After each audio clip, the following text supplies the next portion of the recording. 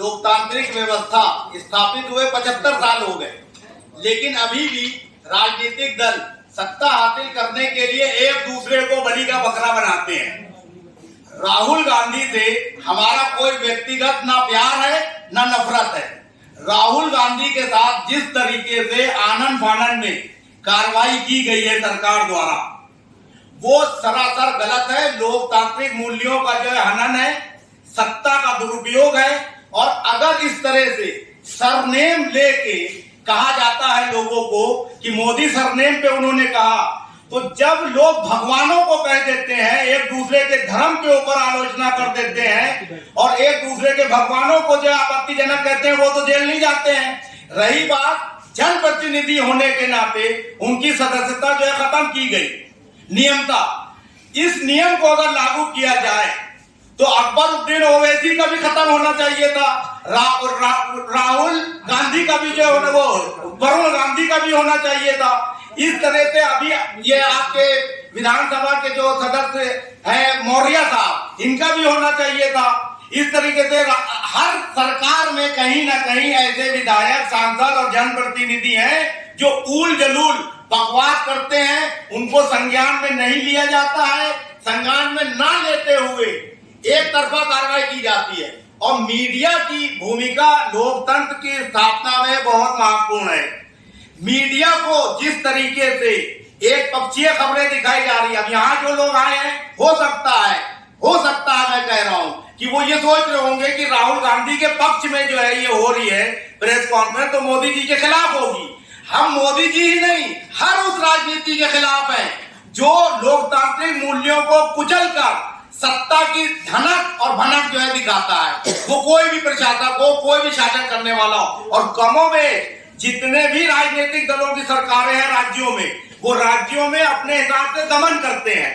सत्ताधारी लोगों की ये सोच है। और लोकतंत्र सिर्फ 15% लोगों तक सीमित है। 85% सिर्फ वोट देते हैं और उन वोटों का इस्तेमाल ये सत्ताधारी दल जो है अपने हिसाब से करते हैं।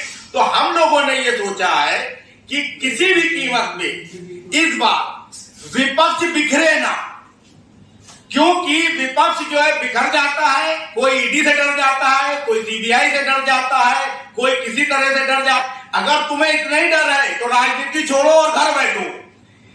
जो क्षेत्रीय दल हैं अलग अलग राज्यों में, हर आदमी प्रधानमंत्री बनने के सपने देख रहा है।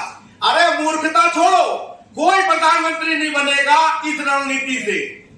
सब लोग अपनी हैसियत के हिसाब से एकजुट होकर चुनाव लड़ो। चुनाव के बाद मतदान जो है आपस में कर लो, संसदीय दल का नेता चुन लो। अगर अभी से आप लोग नेता चुनते हो तो दूसरी पार्टी उतनी उत्साह से नहीं लड़ती है चुनाव। अमित शाह साहब ने परसों कहा कि भारतीय जनता पार्टी से मुकाबला विपक्ष कैसे करेगा। वो बिल्कुल सही कहा उन्होंने कि क्या केजरीवाल जो है किसी को स्पेस देंगे दिल्ली में, क्या ममता पश्चिम बंगाल में देंगी। तो जो अपोजिशन के बड़े नेता है वो एक तरह से आपको इशारा करते हैं कि तुम नहीं जीत सकते जब तक एकजुट नहीं होगे। अब रही बात ईडी और सीबीआई की, ईडी और सीबीआई एक स्टेट में हमला करती है तो दूसरा चुपके बैठा रहता है कि हमें तो कुछ नहीं कह रहे मोदी जी, फिर दूसरे का नंबर लग जाता है, फिर तीसरे का लग जाता है। एक एक करके सबको ध्वस्त किया जा रहा है। हम तो कहेंगे सुप्रीम कोर्ट जो सर्वोच्च संस्था है संविधान की रक्षा के लिए, वो भी उतनी ईमानदारी से काम नहीं कर रहा। नहीं तो राहुल गांधी की चलिए सदस्यता खत्म कर दीजिए आप, उससे पहले ऐसे कितने हादसे हुए हैं पिछले 10 सालों में, उसका अध्ययन कर ले, चुनाव आयोग कर ले, अपना रिकॉर्ड निकाल ले, सारी पार्टियां कर ले, तो हर पार्टी के 10-20 नेता अयोग्य साबित हो जाएंगे अगर कार्रवाई हो। लोग कहते हैं नागरिकों को बराबर का अधिकार है, कहां बराबर का है। राहुल गांधी का तो फास्ट ट्रैक कोर्ट की तरह से काम हो गया। अब बहुत से दूसरी पार्टियों के नेता हैं जिनके ऊपर केस चल रहा है, अगर वो डिसीजन हो जाए तो वो आए बाहर हो जाए। इसमें कई मंत्री भी हैं, उत्तर प्रदेश के भी हैं, छत्तीसगढ़ के भी हैं। तो हमारा कहने का मतलब है कि आप एक तरीके से, और मीडिया जो ये कहता है कि हमें, एक तो ये मीडिया कहता है कि हमें राहुल गांधी के पक्ष की खबर मिल जाए तो मोदी जी की हम ऐसी तैसी करें, दूसरा कहता है कि हम मोदी जी का महिमा मंडन करें। ये हो क्या रहा है। अरे सब कहते हो कि मैं देश के लिए कर रहा हूं, तो देश के लिए करो ना, ईमानदारी से करो। अगर बीजेपी का कोई नेता भ्रष्ट है, गलत है, तो उसको ईडी भेजो उसके अभी। क्या प्रॉब्लम है? आप राम राज्य की स्थापना करने वाले लोग हो। राम राज्य में ये कहीं भगवान राम ने नहीं कहा है कि आप एक तरफा कार्रवाई करो। हमें जवाब दे। कोई बीजेपी का नेता, कोई प्रवक्ता फोन उठाते हुए घबराता है। क्यों घबराता है भाई? तेरे मन में चोर है, तेरे पास जवाब नहीं है। तो धर्म जात का इस्तेमाल करके नेतागिरी हो रही है इस देश में, और चुनाव आयोग मूर्खदर्शक बना हुआ है। सुप्रीम कोर्ट जो कहने को कहता है, ये कार्रवाई क्या करता है? सुप्रीम कोर्ट ने कह दिया कि विपक्ष का नेता और प्रधानमंत्री और चीफ जस्टिस ऑफ इंडिया मिलकर इलेक्शन कमीशन की नियुक्ति करेंगे, तो करो भाई। लेकिन उसको ये निर्देश होना चाहिए कि निष्पक्ष और निर्भीक चुनाव हो। मैं खुलेआम कह रहा हूं, रिकॉर्ड पे कह रहा हूं कि इलेक्शन कमीशन ईमानदार नहीं है। ये ऐसा नहीं है कि बीजेपी की सरकार में शुरू से नहीं है, क्योंकि वो सत्ताधारियों का साथ देते हैं। मैं खुद भुक्तभोगी हूं, चुनाव लड़ चुका हूं। चुनाव के पर्चे लोगों के दाखिल होने पे खारिज किए जाते हैं, लोगों को डराया धमकाया जाता है, शराब और इसके पैसे की लालच दी जाती है। तो लोकतंत्र कैसे स्थापित होगा? भ्रष्टाचार की जननी तो चुनाव सिस्टम है। उस सिस्टम को आप सुधारोगे नहीं। आप राहुल गांधी को अच्छा चलो सांसद पद से हटा दिया, उससे क्या हो जाएगा? उससे क्या आप साबित करना चाहते हो? कि जो आपके विरोध में बोलेगा आप उसको जेल भेज दोगे? ऐसे तो लोकतंत्र नहीं चलता और न चलना चाहिए। जो चीजें जो है नरेंद्र मोदी साहब की सरकार की अच्छी है, वो अच्छे हर नागरिक को कहना चाहिए। हमें तो मीडिया पे शर्म आती है कि साफ साफ देख रहा है कि गलत हो रहा है, तब भी जो उसका विरोध नहीं करता।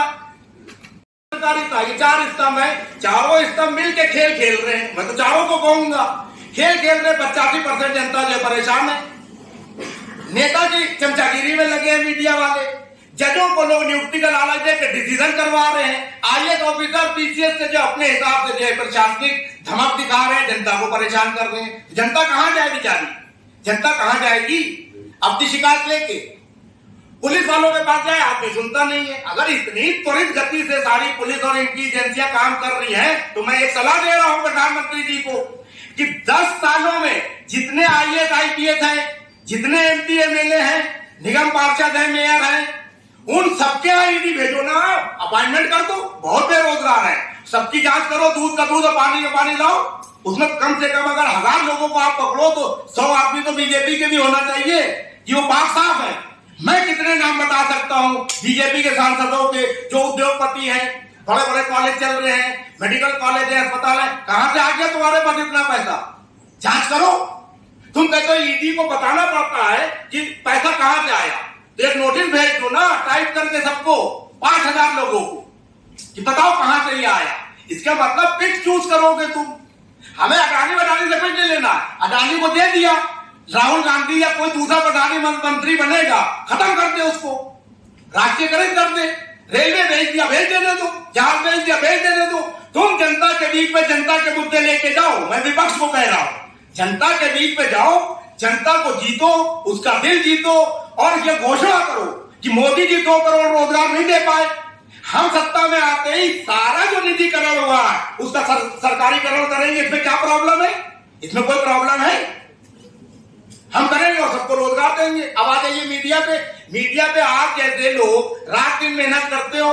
कितने लोग बेचारे पेपर निकालते थे, नई स्कीम ला के उनको बर्बाद कर दिया, एक जगह सेंट्रलाइज कर दिया कुछ उद्योगपतियों के पास। अब वे सोशल मीडिया वाले बेचारे कहते हैं कि मैं आऊंगा तो भाई किराया दे दो, एडिटिंग दे दो। वो गलत नहीं है, क्योंकि सरकार ने उनको इस लायक नहीं छोड़ा।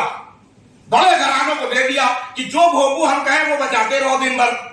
लेकिन आप लोगों की भूमिका इतनी महत्वपूर्ण है कि सोशल मीडिया से दहशतज़दा है सरकार, और विपक्ष जो है मजबूर है कि वो करे क्या। तो आप लोग तो महत्वपूर्ण भूमिका निभा सकते हो, लेकिन मैं ये कहूंगा सोशल मीडिया के भाइयों से कि वो भी कई बार ये देखते हैं कि यार इससे टीआरपी तो मिलेगी नहीं। वो किसी मुल्ला को पकड़ लेंगे, वो खड़े होकर बीजेपी को गाली देगा, कोई गिरवे वाला आ जाएगा वो मोदी को गाली देगा। ये क्या हो रहा? अरे सोल्यूशन बताओ ना, सोल्यूशन बताओ कि ये समस्या, इसका हल क्या होगा। हमसे पूछो आप, हम बताएंगे सोल्यूशन कि इलेक्शन कैसे सही हो, अच्छे लोग कैसे चुन के आए, मीडिया वालों की तरक्की कैसे हो, यूट्यूबर को क्या सुविधा मिलना चाहिए ताकि वो इज्जत से जो अपनी पत्रकारिता कर सके। वो बेचारे 5 जगह घूमते हैं, 500 रुपए का तेल मान लो खर्च हो गया, एडिटिंग कराई 2000 रुपए की, 2500 कहां से लाएगा बेचारा? वो नौकरी तो है नहीं, तो 2500 रुपए लेने के लिए वो जो है किसी नेता से, उद्योगपति से या किसी अपराधी प्रवृत्ति वाले से ही लेगा। क्या करेगा बेचारा? और मीडिया वाला आके और कोई काम कर नहीं सकता। जैसे नेता नेतागिरी के अलावा कुछ नहीं कर सकता, चाहे किसी पार्टी में रहे। तो मेरा कहने का मतलब है, देश के जो नीति नियंता है, न्यायपालिका, कार्यपालिका, विधायिका और पत्रकारिता में बड़े गुरु, उनको पत्रकारों की और आम जनता की सुध लेना चाहिए। लोकतंत्र का तुम अमृत महोत्सव मना रहे हो। अरे काहे का अमृत? जनता जहर पी रही है, तुम अमृत पी रहे हो। 85% लोग जो है जहर पीने को जो है परेशान है, खाने को रोटी नहीं है, संघर्ष कर रही है, और सबको जो है रंगीन चीजें दिखाई दे रही हैं कि दुनिया बहुत अच्छी है। अरे हाईवे बनेगा, चलने लायक कार होगी, हाईवे पे पैदल चलोगे? अरे हाईवे बना रहे हो तो इस लायक तो बनाओ कि हमारे नागरिक जो है उस पर कार लेके चल सके। उस पर तो बड़े लोग कार से चलेंगे जो 15% है। सिब्बल साहब निर्दलीय सांसद हैं, उन्होंने बीड़ा उठाया इंसाफ के सिपाही। अरे इंसाफ के सिपाही वो किसी पार्टी का थोड़ी है, आप हो सकते हो उसमें। समाजवादी हो सकती है, जनता दल सेकुलर हो सकती है, जनता दल यूनाइटेड हो सकती है, राष्ट्रीय जनता दल हो सकती है, बसपा हो सकती है। हम तो कहते हैं भाजपा में कोई परेशान है, भाजपा में कोई प्रताड़ित है, वो भी उसको भी इंसाफ दिलाया जाएगा। लेकिन पहले विपक्ष अपना इंसाफ तो कर ले। मेरा मेन मैसेज ये है कि विपक्षी दलों को सत्ता का बंटवारा ईमानदारी से सीटें बांट के एकजुटता के साथ लड़ना चाहिए। पीएम वीएम के चक्कर में कोई ना पड़े। बाद में आफ्टर इलेक्शन प्रधानमंत्री जो है चुन लिया जाए और पूरे दम के साथ सब लोग चुनाव लड़े, और मुंगेरी लाल के हसीन सपने सब आदमी ना देखें कि हर आदमी मुख्यमंत्री सोचे कि मैं बन सकता हूं प्रधानमंत्री। अरे प्रधानमंत्री बन के क्या उखाड़ लोगे तुम? इतने प्रधानमंत्री बने, क्या कर लिया उन्होंने? आप बताइए। हर प्रधानमंत्री बड़ी बड़ी बातें करता, मैं ये करूंगा, वो होता क्या है?